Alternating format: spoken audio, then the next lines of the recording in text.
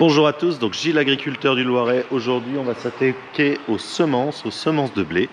Malheureusement, il pleut, ils annoncent du vent. Enfin, c'est vraiment pas la bonne journée. Vous voyez la météo là que je vous mets sur le côté. Alors, on va essayer de se mettre dans la partie normalement où je stocke le matériel en travers pour essayer de mettre la machine à l'abri, la benne à l'abri et qu'on soit pas embêté pour pouvoir faire tout ça.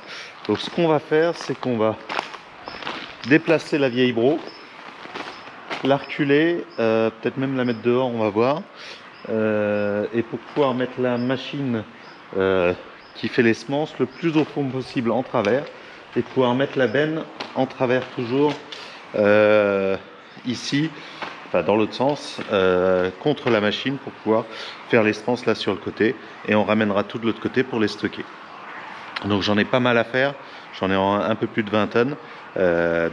Toutes les semences de tous mes blés sur toute la ferme pour cet automne. Je rachète juste, je crois que c'est 1 tonne 2 pour refaire mes 2 mélanges de variétés pour l'année prochaine, puisque chaque année je refais un nouveau mélange de variétés. Donc globalement, il va falloir réussir à tout faire à l'abri, faire ça en bonnes conditions. Je ne pouvais pas reporter malgré le temps vraiment pourri.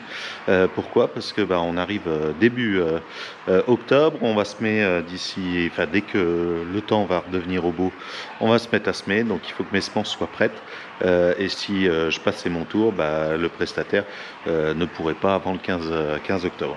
Donc là, il est temps de le faire, surtout que j'avais déjà repoussé une fois parce que j'étais dans les oignons. C'est pour ça que je le fais aussi tard. D'habitude, je le fais un peu plus tôt. Donc là, il va falloir s'y mettre. Donc on va trouver des solutions. On va se faire de la place. Donc ce qu'on va faire, c'est qu'on va enlever la vieille bro. J'ai mis la batterie à recharger hier soir. Et puis pousser un peu le rouleau pour vraiment qu'il puisse aller le plus au fond possible. Allez, c'est parti. Donc voilà là où va être la benne. Et donc la machine devrait être ici à la place de le camion qui transporte la machine, et la machine devrait se trouver à peu près ici. Donc ce que je vais faire, c'est que la bro, au lieu de la mettre dehors, je vais aller la mettre là contre l'avatar. Elle devrait pas gêner, ce sera mieux, et puis ça permettra de pas la mettre dehors, autant qu'elle soit le maximum à l'abri. Donc on va aller la déplacer par là, ouais, la mettre dans la coupe direction l'avatar, et ça devrait pas trop gêner. Allez, on met la batterie, et puis on va tenter ça.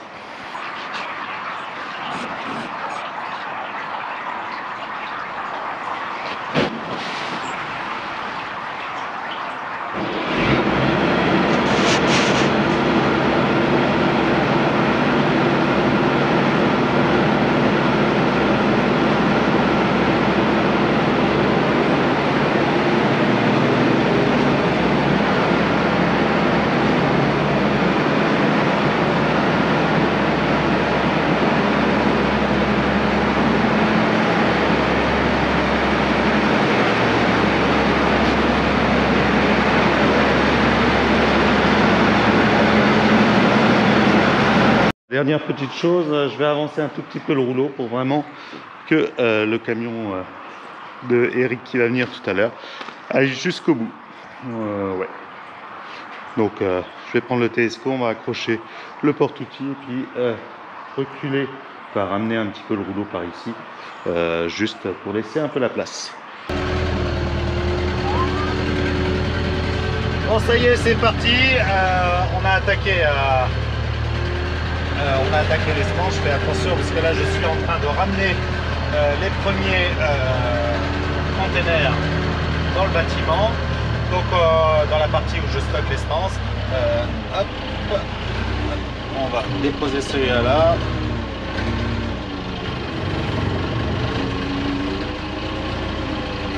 On va pas faire de bêtises. Donc ça se passe plutôt bien. Alors on a toujours la pluie, on n'a vraiment pas le beau temps avec nous. Mais vous allez voir, on a réussi à se mettre à l'abri, ça passait tout juste, mais ça le fait. Donc c'est cool parce que il n'y a pas de souci, on sera bien. On va pas avoir de problème pour faire nos semences, donc c'est plutôt cool. Allez, je reprends un deuxième container. Et je vous emmène voir ça. Allez, c'est parti.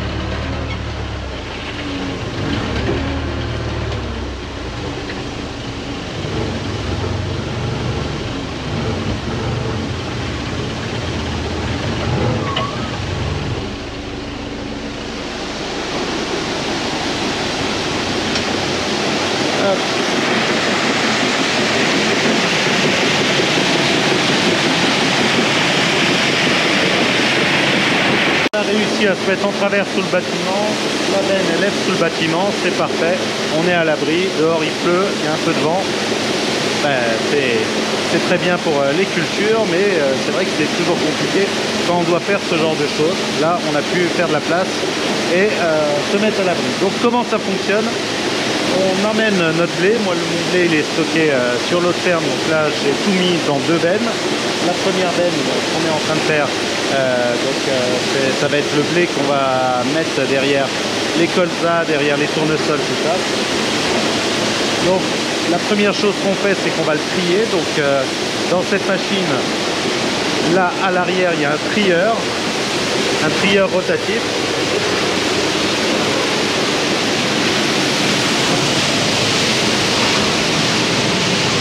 Donc le blé sort de la benne, il a bien sûr des saletés, il reste un peu de balles, il reste des mauvaises herbes, il reste pas mal de petites choses. On va le passer dans ce trieur.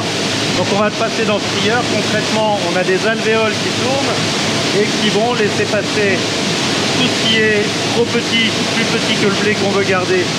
Ça va tomber dans les déchets. On va garder juste le blé qu'on veut, la taille du blé qu'on veut, donc avec différentes grilles dedans, et tout ce qui est plus gros, ça va partir. Et bien évidemment, avant il y a un système de vent, un système de ventilation qui est là pour trier le grain grâce à un coup d'air, et donc qui va enlever tout ce qui est plus léger que le grain. Et ensuite, ça se passe de l'autre côté. Donc tous les déchets qui ne sont pas bons, ils arrivent ici. On va en prendre un peu.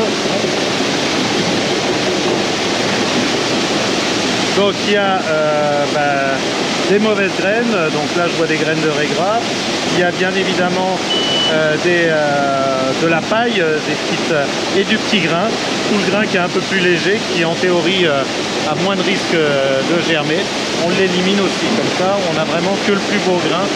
On va être sûr que tout ce grain là va être semé. Deuxième phase, on va lui mettre un enrobage. Donc c'est cette machine ici à la fin qui va mettre un produit sur la graine. Et ce produit, c'est un fongicide, donc pour éviter les champignons, que les champignons se développent sur la graine. Cette partie champignon pose problème, ça va mettre des maladies au niveau de la graine, ça va faire pourrir la graine, et ça va souvent faire des problèmes de pied au niveau du champignon. Donc c'est pour vraiment protéger, notre graine. Et en plus on remet une couleur. On remet cette couleur rouge pour vraiment différencier le grain qui a été traité du grain normal, pour pas faire de bêtises. Donc bien sûr, pour pas remettre du grain traité dans l'alimentation humaine. L'objectif, c'est tout ce qui est traité, c'est mis à part dans des containers spéciaux ou dans des big bags spéciaux pour vraiment qu'on n'ait pas de soucis là-dessus. Donc une fois que c'est traité, on va stocker dans l'autre hangar, et l'objectif ça va être de pouvoir les utiliser, les remettre dans le semoir et les semer là dans les journées à venir. Les premières semences sont triées. Ce que je vais faire, c'est que je vais compter un nombre de graines grâce à ce petit truc. Il faut que je mette une graine dans chaque petite alvéole. Et l'objectif, ça va être de faire le PMG. Alors le PMG, c'est quoi? C'est le poids de 1000 grains. Parce que ce qu'on sème, c'est pas des... Enfin, dans notre semoir, on va introduire des kilos par hectare. Mais ce qui nous intéresse, c'est de savoir combien de graines on sème par hectare. Bah, concrètement, on va prendre une décision en fonction de la date de semis, du sol, du type de travail. Par exemple, en semis direct, on en met un peu plus. Et on va mettre un nombre de grains par mètre carré. Donc, moi, autour de 300 grains, enfin, ça dépend des parcelles. Ça dépend des précédents. En maïs, plutôt 400 grains. Et puis, en semis direct de colza, tout ça, les premiers semis, on va être en moins de 300 grains. Donc, pour pouvoir déterminer ça, on va faire le PMG, le poids de 1000 grains. Alors, hop, je vais mettre cette petite boîte me sert à compter un nombre de grains. Donc, il faut que je mette un seul grain dans chaque alvéole. Et ensuite, on va peser cette partie-là.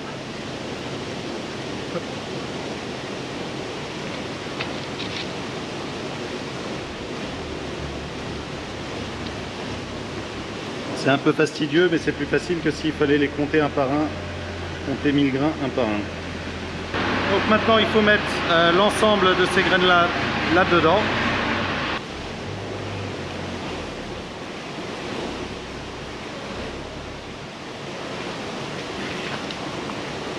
Donc voilà, j'ai mis ici les 200 grains. Et maintenant, on va voir à combien est-ce qu'on est. Alors, a priori, un peu plus bas.